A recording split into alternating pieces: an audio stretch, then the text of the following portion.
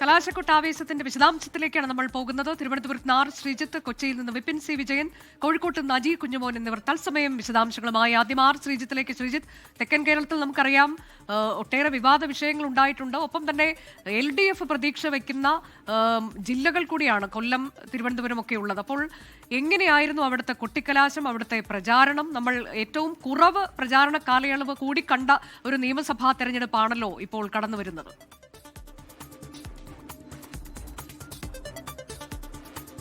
തെക്കൻ കേരളത്തിൽ ആവേശകരമായ തെരഞ്ഞെടുപ്പ് പ്രചാരണമാണ് കഴിഞ്ഞ രണ്ടാഴ്ചയിലേറെ നീണ്ടുനിന്ന കാലത്ത് നടന്നത്. വലിയ വിവാദ വിഷയങ്ങളെല്ലാം ചർച്ചയായപ്പോൾ രാഷ്ട്രീയ പ്രശ്നങ്ങളുടെ കേന്ദ്രബിന്ദുവായി തെക്കൻ കേരളം മാറി. പ്രത്യേകിച്ചും തിരുവനന്തപുരം ഡീൽ ആരോപണത്തിന്റെയും SDPI ബന്ധത്തിന്റെയും ഒക്കെ പ്രഭവ കേന്ദ്രമായി കരുതപ്പെട്ടത് തിരുവനന്തപുരം ജില്ലയിലെ മണ്ഡലങ്ങളായിരുന്നു. നേമത്ത് നിന്നാണ് SDPI ബന്ധവുമായി ബന്ധപ്പെട്ട ആക്ഷേപങ്ങൾ, വിമർശനങ്ങളും വളരെ ശക്തമായത്.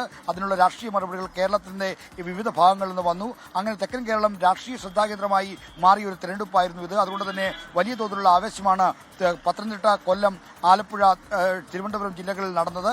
ഇവിടെ നടന്ന തെരഞ്ഞെടുപ്പിന്റെ ആ വീറും വാശിയും എല്ലാ തരത്തിലും പ്രകടമാക്കുന്നതായിരുന്നു കൊട്ടിക്കലാശവും. തിരുവനന്തപുരത്ത് വിവിധ സ്ഥലങ്ങളിൽ ആയിട്ടാണ് മണ്ഡലങ്ങളുടെ കേന്ദ്രങ്ങൾ കേന്ദ്രീകരിച്ചാണ് കൊട്ടിക്കലാശം നടന്നത്. തിരുവനന്തപുരം പേരൂർക്കടയിൽ കൊട്ടിക്കലാശം നടന്ന സ്ഥലത്ത് നിന്നാണ് ഞാനിപ്പോൾ സംസാരിക്കുന്നത്. മറ്റ് സ്ഥലങ്ങളിലൊക്കെ തന്നെ എല്ലാ ഇടങ്ങളിലും നടന്നു. കാര്യമായ സംഘർഷങ്ങളോ മറ്റ് പ്രശ്നങ്ങളോ ഇല്ലാതെയാണ് പ്രചാരണത്തിന് കൊടിയിറങ്ങിയിരിക്കുന്നത്. എന്തായാലും വാശിയേറിയ തെരഞ്ഞെടുപ്പിന്റെ എല്ലാ ആവേശവും പ്രകടമാക്കുന്നതായിരുന്നു കൊട്ടിക്കലാശത്തിന്റെ ദൃശ്യങ്ങൾ.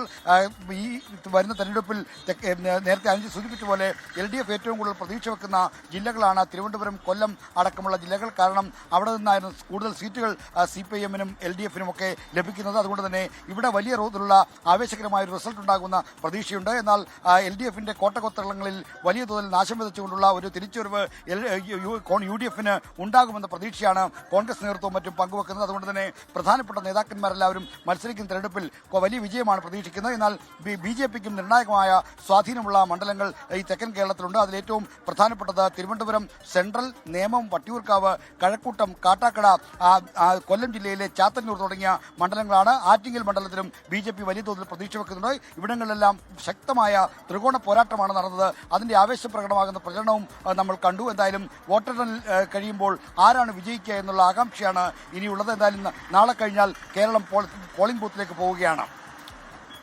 ആർ ശ്രീത്താണ് തെക്കൻ കേരളത്തിൽ എങ്ങനെ കൊട്ടിക്കലാശം നടന്നു അതുമായി ബന്ധപ്പെട്ട വിശദാംശങ്ങൾ നൽകിയത്. ഇനി ഇപ്പോൾ കൊച്ചിയിലേക്കാണ്. മധ്യ കേരളത്തിൽ എന്തായിരുന്നു ആവേശം? എവിടെയെങ്കിലും ഈ പറയുന്നത് പോലെ അനിഷ്ട സംഭവങ്ങൾ ഉണ്ടായിട്ടുണ്ടോ, സംഘർഷം ഉണ്ടായിട്ടുണ്ടോ എന്നൊക്കെ ചോദിക്കാം. വിപിൻ സി വിജയൻ അവിടെ നിന്ന് തത്സമയം ചേരുന്നു. വിപിൻ, മധ്യ കേരളത്തിൽ പ്രത്യേകിച്ചും എനിക്ക് തോന്നുന്നു UDF-ന് വലിയ ആത്മവിശ്വാസമുള്ള ഒരുപിടി മണ്ഡലങ്ങളുണ്ട്. എല്ലായിടങ്ങളിലും കൊട്ടിക്കലാശം ഏത് രീതിയിൽ പോയി? എവിടെയെങ്കിലും സംഘർഷം ഉണ്ടായിട്ടുണ്ടോ? എന്താണ് വിവരങ്ങൾ?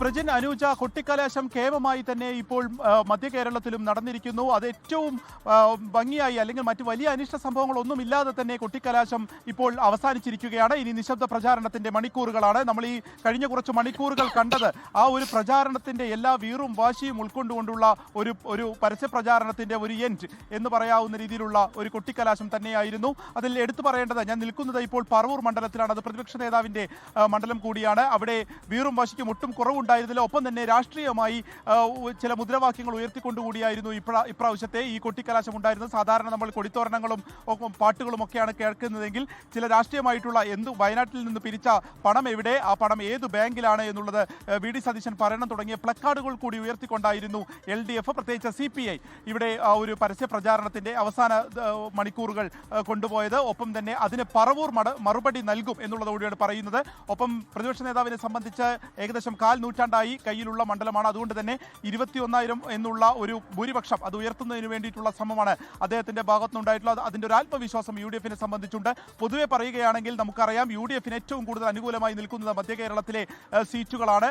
ഇന്നിപ്പോൾ പ്രതിപക്ഷ നേതാവ് തന്നെ പറയുന്നുണ്ടായിരുന്നു, കാസർകോട്ട് നിന്ന് എണ്ണി തുടങ്ങുകയാണെങ്കിൽ എറണാകുളം എത്തുമ്പോഴേക്കും അത് ഭൂരിപക്ഷത്തിലേക്ക് എത്തും എന്നുള്ളതാണ്. അദ്ദേഹം ഇപ്പോഴും 100 സീറ്റുകൾക്ക് മുകളിൽ വിജയിച്ച് കയറും UDF എന്നുള്ള ഉത്തമ ആത്മവിശ്വാസം പുലർത്തുന്നുണ്ട് ഈ ദിവസങ്ങളിൽ പോലും. അതുകൊണ്ട് തന്നെ അത് എറണാകുളത്തും ഇടുക്കിയിലും കോട്ടയത്തും കിട്ടുന്ന ഒരു സീറ്റുകളുടെ വർധനവ് അതിൽ തന്നെയാണ് പ്രധാനമായും UDF കണ്ണുവയ്ക്കുന്നത്. പല രീതിയിലുള്ള പ്രതിസന്ധികൾ ഉണ്ടായിരുന്നു.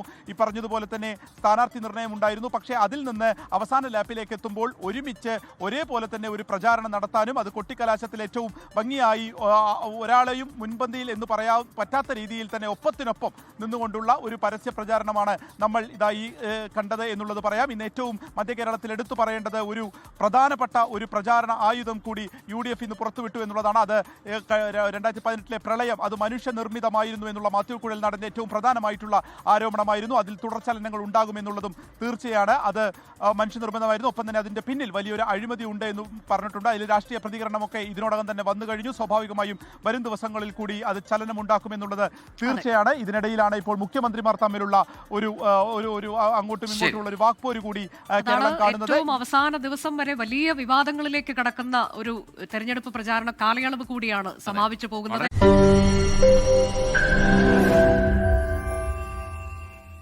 ലോകത്തെവിടെയായാലും ഏത് സമയത്തും 24 വാർത്തകളും ഓഗ്മെന്റഡ് റിയാലിറ്റി പാക്കേജുകളും എക്സ്പ്ലെയിനറുകളും വിശദമായി കാണാൻ ഞങ്ങളുടെ YouTube ചാനൽ നിങ്ങൾക്ക് സബ്സ്ക്രൈബ് ചെയ്യാം.